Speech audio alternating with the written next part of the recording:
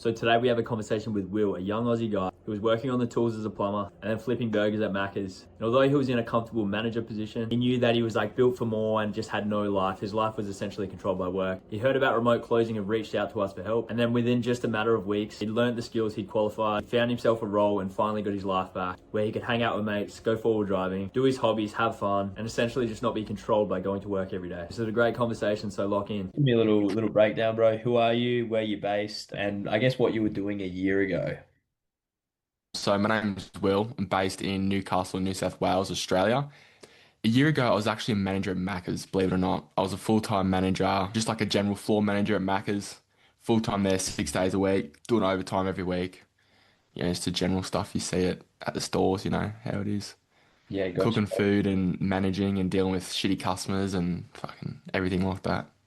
Like, I can't think of a fast food place where you'd probably deal with more shitty customers than Macca's, to be honest. No, Macca's is the go-to for shitty customers. Gotta be number one, eh? Yeah, exactly. I know it's Yeah, easy, bro. I guess, is there something about you like that has nothing to do with work? Like, what's your interest? What do you like doing? What's the like on the gym. In summer, I like to go to the beach, go for a bit of a swim and hang out with my mates and just, I don't know, get up to dumb shit on the weekends, I guess. When everyone's free, go out with the boys and I don't know, go forward driving too. I'm pretty big on forward driving. Got a ute and whatnot. But yeah, no, just pretty cruisy. Not much, just yeah, gym, forward driving. Yeah, it's about it. Money, love money. money? Don't we all, don't we fucking forward driving's an expensive hobby as well. I know when you break something, it's fucked. Yeah, Thank God I haven't broken anything crazy. yeah. But yeah, Good to know that if you do, you got some bread there to just cover it yeah, up. yeah, got some backup. 100%, bro. And I guess when you were working at Macca's, the people who knew you back then, what do you reckon they think you'd end up doing? Everyone thought that I would go back into a trade because before I was at Macca's, sorry, I was at Macca's, left there for a bit, did a little bit of a plumbing apprenticeship, didn't like it, went back to Macca's because all my like have an older sister, so she was a store manager. So I was like, oh look, fucking can I get my job back? Got my job back, was managing there for a while. She had a baby and left, and then everyone thought I was gonna leave with her and go back to a trade, but yeah, I don't really know what they'd think of me. Like they all thought I was just gonna be at Macca's my whole life and be a fucking store owner and all this, and nah, that's not what I want to do. Fuck. It's kind of good just proving them wrong, eh? Even though you don't actually know what they were thinking of you, like you can kind of assume, right? And it's like Yeah, it's a little fuck you to them, which is always nice. yeah, it's always a good. For sure, bro. So I guess like walking me through, like talking about your old life working at Mac is like walk me through what like an actual shift would look like. Like what time would you start? What time did you get home on like them longer, more gnarly shifts? It was kind of scattered all over the shop. Usually I do breakfast shifts, so I'd get up about 4. I'd actually get up at 3:30 in the morning, go to the gym, come home, have a shower, get ready, be at work at 5 to start running my whole shift at 6 o'clock. I'd work from I'd say about 5:30 to about 1:30, 2 o'clock. And I'd go home and just be so exhausted. I'd just go home and lay in bed and do nothing for the rest of the day. It was a write-off. Yeah. Hated it. No time for myself. Just l- literally could say I was living in that repetitive cycle. Yeah, gotcha. And then that same roster, like what did it do to your weekends? I'm assuming some of those days were on the weekends as well. Yeah, so every month, so all the managers, every month we all had a roster was set for 4 weeks at a time. I always got stitched up. I always got a Wednesday off. I got the middle of the week off every roster because they were like, no, we need you on the weekends. You're one of our strongest managers. We need you there. It's like, I never got weekends. I didn't know what weekends was. Like, I always got the shitty one day off a week on a Wednesday when all my mates are working trades like plumbing, electrical, construction, and they're all at work. So it's like, the only time I really got to see them was I'd be exhausted on the weekend, like late at night, probably like what, 7, 8 o'clock. Would go out and I'd go for a drive or go have dinner somewhere or whatnot. It's like it was just I literally had no time for myself. Hmm. And the only day I got off, I was probably asleep most of the day. Yeah, it's grim, bro. It's grim. It's not a Yeah, lifestyle that's sustainable way. Was there like yeah, something? Was there like an event, like an important event that you can remember not being able to go to because you're working? yeah. I actually had this tickets booked for a concert. I don't know if you know Chillin' It, the Aussie Yeah, rapper. yeah, yeah, yeah. I've already seen him, but he was coming to Sydney, so I wanted to go with all my mates, like the massive Sydney show. Had the tickets booked. for like a couple months in advance. Told work, they forgot about it. They forgot to write it down, be like, I'm having that day off. They rostered me and be like, sorry, it's one of our biggest days in like business history, money wise for sales around the store and like around New South Wales in my area.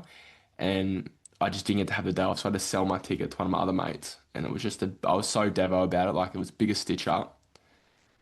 Grim, bro. And you just would have been at work, like just checking your phone on your break. Like, Yeah, and it was summer too, so in like because mainly at the back in the kitchen was where I was like strongest at, because that's where I come from in the kitchen. Then obviously worked my way up to be a manager. I was out there dripping sweat with everyone else, drinking waters, drinking this, trying to calm down, trying to make orders, deal with customers, run around, run from the kitchen out the front to serve, run up to cash to fix the drive-through because it was blocked up, and then I could have been at a concert, chilling, singing, fucking going back. drinking.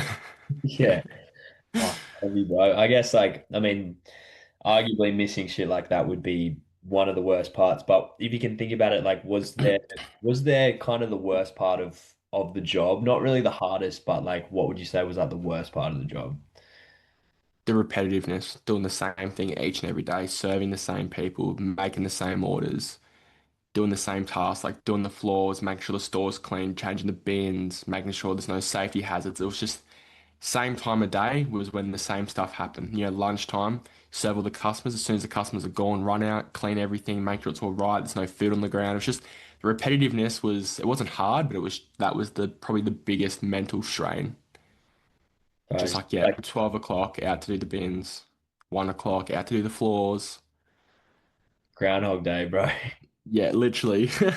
Right. And I guess what was the money like when you were working? Like, yeah, you Pete, what was the money like? So shit, bro. It was like Yeah. 750 a week. That Oh, was just with as a manager. yeah, as a manager it's like oh sorry, it's about I would earn about a grand, but I'd get taxed a fair bit. Macca's tax is horrendous. So I'd earn about a grand, take home about 750, 800. That's if I did no overtime. And if I did, I usually used to do overtime a fair bit towards the end. That's when I'd start looking at like, four figures a week, which was like 1,000, 1,200 take home. And then like if you were to hang around for the next like 5 years at Macca's, like what would that look like? Doing the same shit, excuse my language, doing the same shit every day, dealing with the same people I don't actually like. It's just the most, like, Macca's is one of the most toxic environments you could ever work in. Just with the people, like, it feels like you're back at school. Once I graduated, because I'm 20 now, it's like once I graduated, went full time at Macca's, it was like, it just felt like I was at school in the playground all the time.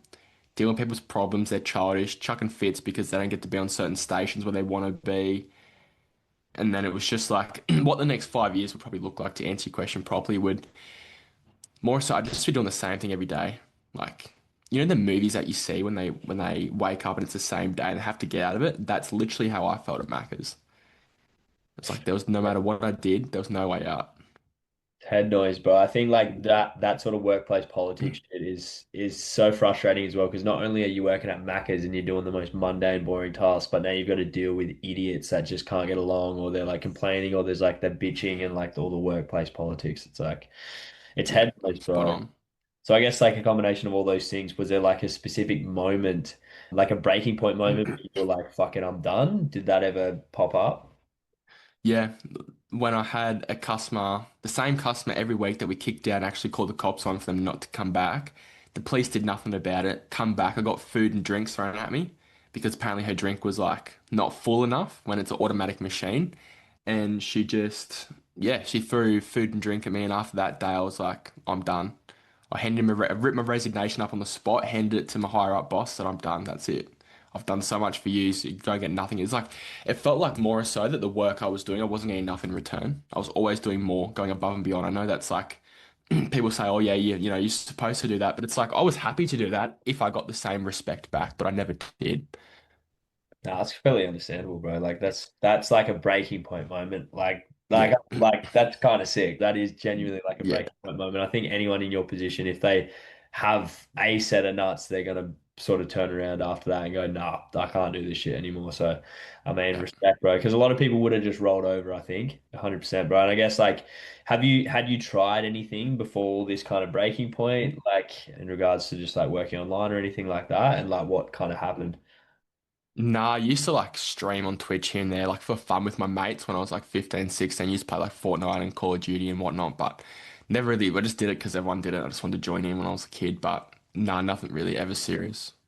And when you found sort of like learning, I guess, closing and the program, what were you kind of like searching for, like when you stumbled upon it, or how did that come apart, like come to fruition?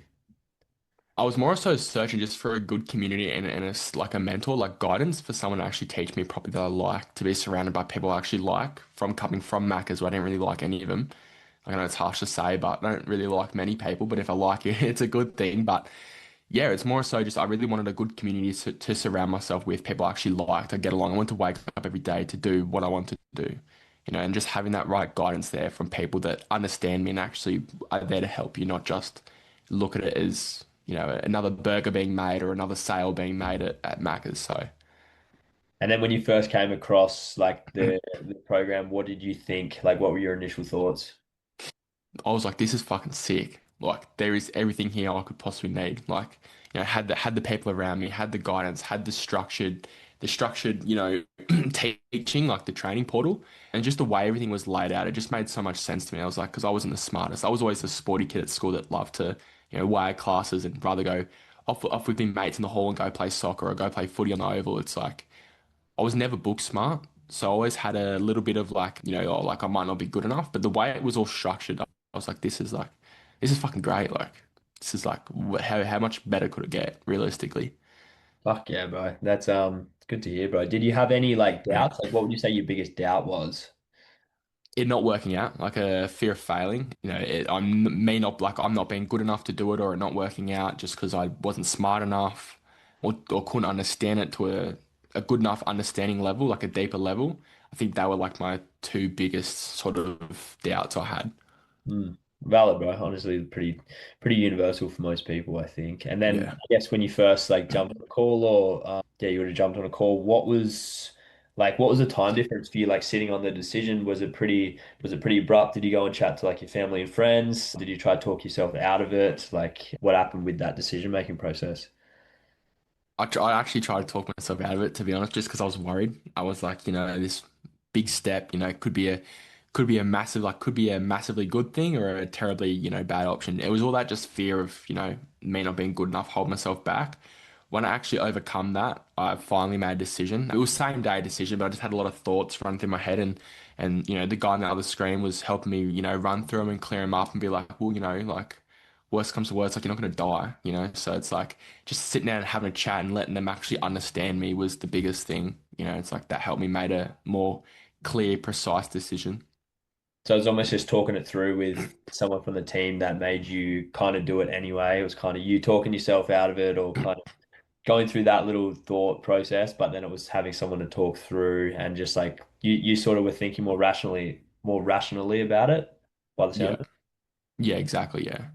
Yeah, epic, man. So I guess with the actual work when you got involved, like how many hours a week were you were you like working on it? Were you getting the training on top of your shifts? Yeah, so I was going to work, coming home, do a bit of the training and whatnot, doing a bit of the work throughout the training portal, and then I'd try and, get the extra coaching towards the night to help me out. I was just doing probably about two hours a day when I was full-time Macca's till actually when I quit and went like all in, that's when I started to really see progress because I had more time to put into it. Yeah. Yeah, yeah, valid, bro. It's pretty good effort, to be honest. Good hustle 2 hours a day on top of your work, but it's definitely doable, eh? Yeah, exactly. It's like people think, I think a lot of thing that holds people back is like, I don't have the time. Aren't you seeing something else to get the time back for yourself? Aren't you looking somewhere to go to get the money, the freedom, whatever you want to do? It's like, I would rather, like, any advice just quickly for anyone. It's like, I would have rather done my 2 hours a day or hour, like, 3, 4 hours a week when I first started for that for about probably a couple months because I wouldn't have been as further along as I would have been when I quit my job. So it made it a lot easier because I had already been chipping it away little bit by little bit every day. Over time, I was already up to a certain point where I was already halfway through the training. And then when I quit my job, it made it a lot easier just to fly through it because I had already been so far through it. I didn't get overwhelmed. I was like, fuck, like, there's so much here. It's because I had already been chipping at it away little bit by little bit each day. It was like, that was the easiest thing for me, just taking little steps in the right direction constantly every day. Damn, that's some banger advice, bro. That's some sauce, bro. Serious sauce. Like people would love to hear that. And then I guess like that post you made, I guess how long from day one to like landing that role, like actual months, I guess, like how long was that? So I joined the mentorship last year in October when I was full-time Maccas. The first probably 3 months were pretty rough. Had some family stuff come up, had some emergencies. I couldn't really do much for about a month and a half. After that first month and a half into the new year, I've never been the type of person to be like, oh, new year, new me. But something clicked in my head. I was like, this year is going to be my year. And then after all the drama and everything had fallen off, it wasn't, the family issues wasn't a thing. Macca's wasn't too hectic at the time. It's like I just picked up my shit and got to work. And I think probably four months in of me actually putting in the work, I landed a role and then started, gradually making that bit of money to step away from my job and so on and so forth. Yeah, epic, bro. 4 months is pretty rapid, really, in hindsight, with everything you had going on. Going back to when you first started, do you remember what week one felt like? Oh, scary, scary, overwhelming. I was like, fuck, like there's so much things to do, bits and pieces. I've got to do this, got to do that, but just start at the start and chip away little bit by little bit, next step after next step, and over time you'll go pretty far. I think the week one was like the scariest thing. It's like whenever you go to a new job, you don't know what to expect. You don't know what it's going to be like, until you sort of settle in a bit. But you have to sort of push yourself outside your comfort zone to settle in so you can start to see growth. Because, if no one's going to do it, like no one can do it for you. Like if you're not going to do it, no one else can. Facts, bro. Another good pocket of advice. Do you remember what the hardest sort of single thing was for you specifically? Like to learn. Stepping outside of my comfort zone, just being not that shy kid in the corner, like sticking on the wall like a fly, actually putting my hand up, getting involved, asking the questions that I needed answered to push my journey along a bit quicker. Instead of sitting there and just being too shy and being scared to put my hand up and make mistakes and ask those dumb questions, it's like that was the best thing I could have ever done, is Hmm. ask them dumb questions. Yeah, for sure. It's definitely about getting in the mix, and like putting yourself Mm. out there. And it just takes one or two calls of doing that, and you just get like a newfound confidence. And it's like, it's so sweet after that. I guess, was there a point you nearly quit? Like, what happened with that? Did anyone pull you through, or were you just pretty much balls to the wall? Yeah, yeah, there was a point where when I left my job, there was a section where I wasn't really seeing any results. Like I was seeing heaps of results, and all of a sudden just stopped. I hit like a brick wall, and that was probably for like probably 2, 3 weeks. And I was in my head, that self-doubt, that fear of failure, everything was creeping back in. I nearly quit, and I thought, no, there's no way I can go back to Macca's. I'm not going back to a job. It's either like it sounds pretty brutal, but it's either I make this work or like you go homeless, you die. So had to just push myself that brutal sort of harsh self-talk just to get over that barrier. But yeah, no, there's been plenty of times like I've sat at like it's I know I've talked about this a little bit, but it's like I've sat at my desk. There's been nights where I've been angry, I've cried, I've got upset, I've got frustrated because things just weren't happening. It wasn't making sense, whatever it was. Till you get over that little barrier, that little wall, and then you start to break free. And it's like you grow your wings and you start to fly off, and see more success, see more results. Mm. And I think like it would have been just like being surrounded by so many people as well. Like everyone's in the trenches, or there's so many other people in the trenches as well. It's like you're not just the only one in there, sitting having a cry, being angry at the world in front of your computer. Like there's plenty other motherfuckers in the exact same position, eh? Yeah, exactly. It's like the biggest thing was who pulled me out was definitely the community and the coach, like the mentors, the people that were actually coaching me. They pulled me out and said, "Well, like you've got a lot of potential. You're just at a bit of a rough spot, which is normal. If you don't go through the rough spots, you're not going to grow. You're not going to learn. You're not going to get better." Mm. No, 100%, bro. And I guess as far as like in your journey, was there like when did it first feel real? Like what was that moment? Do you kind of remember that moment? Like what was the first win like, I guess? When I made my first little bit of money, it was $10. It wasn't much, but as soon as I saw the money hit my account, I was like, this is real. Like I've been working at this for so long, and I've just seen my first little bit of result, whether it be $10 or a dollar.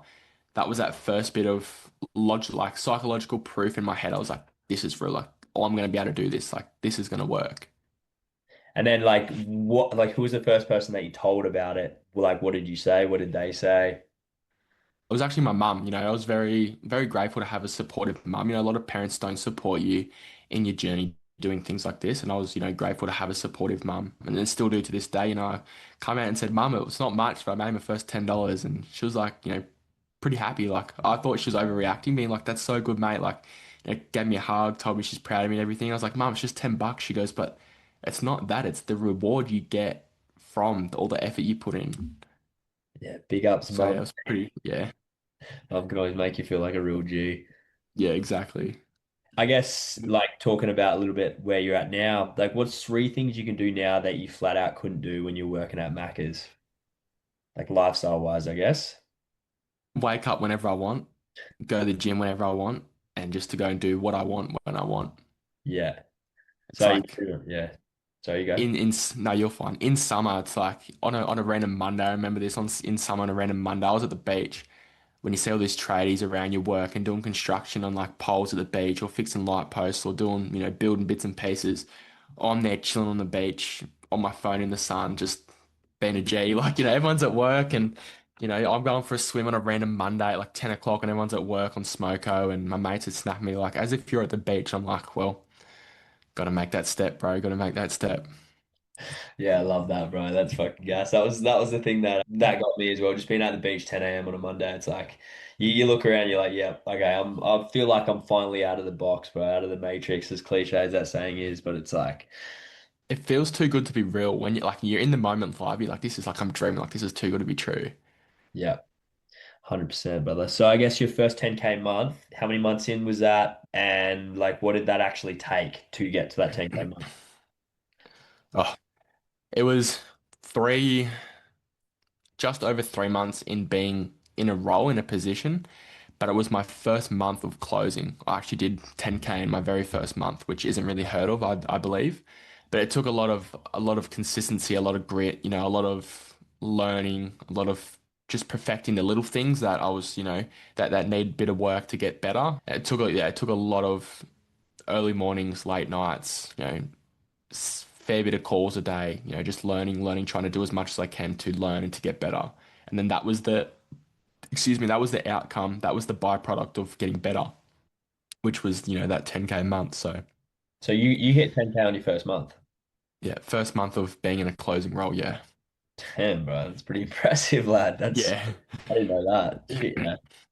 This is, I guess, a bit of a deeper cut, but like, what's kind of changed with the people around you? I guess you're still so early on your journey, bro. Like, you got, plenty more piffs to collect, but like, the people around you has had like your friends and your family, like, has anything shifted? Has anything changed? Are they like giving you more big ups to the people that kind of doubted you? Are they coming around now, or how's that kind of landscape shifted? So my massive friend group I had when I was at Macca's, I don't talk to any of them now. Not one of them. I have one good mate. His name's Riley. I've known him since I was like, he's been my childhood best mate since I was like 2. So he was the only one that ever believed in me, that ever, told me to keep pushing, to keep going. He was one that saw the light before I could. Now everyone's starting to realize that I'm actually doing really well for myself. All the people from Macca's, and funny enough, not to be up myself, but all your exes and that, they all come running back because they realize you're doing well. Like, look at Will, like, I've lost weight, I'm in shape, I go to the gym, I look after myself, I just have that high standard for myself. And it's like they're all running back and just block, block, block, like go away, don't want to talk to you. You weren't here at the start, you don't deserve to be here now. It's like it's just what you got to do. Like my circle's got like I literally hang out with like 2 mates, like 2 people a week on a weekend I hang out with. Besides that, it's like I don't talk to any of them. And like, the lifestyle I live now is completely different to how it used to be as well.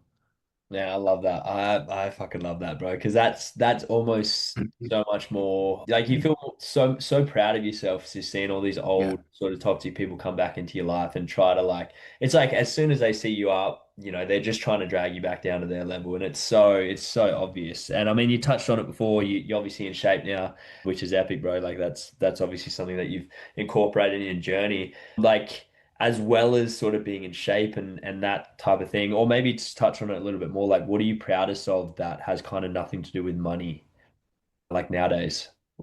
Definitely my standards I have for myself. I used to be when I was 17, 18, like I said, I'm now 20, and I used to have a souped up Mazda speed, used to have cams lowered, all that flashy P plater car stuff. Used to go out, was out late all night, used to spend money on dumb stuff, like used to get takeaway every night, didn't look after myself, used to do skids in my car, used to like do all this stuff, go out drinking every weekend, it's like all this stuff that you see like the normal teenagers do. It's like at that stage, that was when I realized like this isn't my life, like this is not who I'm meant to be. And then from there, transitioning into actually being, taking the action every day, just the little actions every day, like, making sure I, did show up to the gym every day. I did my cardio. I ate a reasonable diet with a balance. I still eat KFC, still eat, GYG takeaway, but it's like there's a balance, it's like if I'm gonna eat that, I'm gonna try and eat as much as clean and as good as I can throughout the day to have that meal to, you got to have a balance. You can't be strict all the time. I think the biggest thing to answer your question would be just how my standards have risen for myself. How I look after myself now, opposed to with hygiene, with how I look, with how my surroundings is, like my room, my car, how I keep it clean, washed. Everything's just a lot more to a very more high standard. 100%, bro. And I mean, like what you touched on perfectly there is like 80% healthy, 20% unhealthy. Like you got to have balance, 100%, bro. And I think Yeah, fucking GYG's that goated, bro. There's no way you yeah, could like you could have the cleanest diet in the world, but you always got to find a way to incorporate GYG. Eh? exactly. Yeah, It's like it's a non-negotiable, really. yeah. Sweet, bro. If you sat down with yourself like a year ago, like still in your uniform, or when you were working at Macca's, you're just like still doubting all this online stuff, like what would you tell him? I'd honestly tell him to do exactly what he's doing now because if I didn't go through that lifestyle, I wouldn't be in the position I am now. I wouldn't have hated my job, hated who I was, hated who I look like in the mirror. So I had to go through them stages to get to the position I am now. So what do I tell him? To just do what you want to do, don't change anything, and later on in life you will get to a point where you will change. Everything will get better, but you have to go through them tough times of not liking how you look in the mirror, not liking what your bank account looks like, not liking who the people you surround yourself with. I feel like you've got to go through that because if you preempt it, if hypothetically, it's like if I could go back in time and preempt it to change it, I wouldn't be where I am now. I'd be on a completely different track. 100%. And I guess what's one thing you'd say to someone sitting on the fence in like a similar way that you were? Just do it. Just take that shot. Just take that leap. It's like realistically, what do you have to lose? It's like, if you're married, have kids and a wife, yeah, you may have house on the line if you decide to leave your job or decide to do half and half till you can step away from your job. The biggest advice would just be just take it, just take the opportunity, just take the leap because you never know what is on the other side of the bridge. Hmm. Great advice, brother. And I guess like in your opinion, what kind of person does well in all this and what kind of person would struggle? You don't have to be smart, you don't have to be the best. You just have to know how to show up and be coachable, be able to take advice, be able to learn, take it with a grain of salt, and just be resilient. You may not be the best at being that resilient so far, but you just got to learn to be open and to adapt and to grow as a person. Mm. I think they're the people that will really succeed. The ones that won't are the stubborn ones that be like, nah, I don't need it. I can go and do this, I can go and do that, or just the ones that aren't open to actually getting the help. Mm. Yeah, 100%, bro. Fuck, you've honestly spat some serious games, some serious sauce, bro. Like before we wrap it up, is there anything that like any advice, any sort of like final words, anything like that? Like you're clearly a knowledgeable guy. You've got, I'm impressed by how sort of like emotionally and intelligent you are. You seem like you've just got a well-rounded sort of idea of who you are. But yeah, if you got any advice, like final words, anything like that. The only advice I would have, it's a bit brutal. It's like look at who you are now and look at the steps and actions you take every day and look at where that's going to lead you later in life. If you ask yourself, am I going to be happy with the life I'm going to have in 10, 15, 20 years time? If the answer is no, you need to change it now. Because if you don't change it now, over time, it's just going to get worse and worse and worse. Oh man, you absolutely killed that.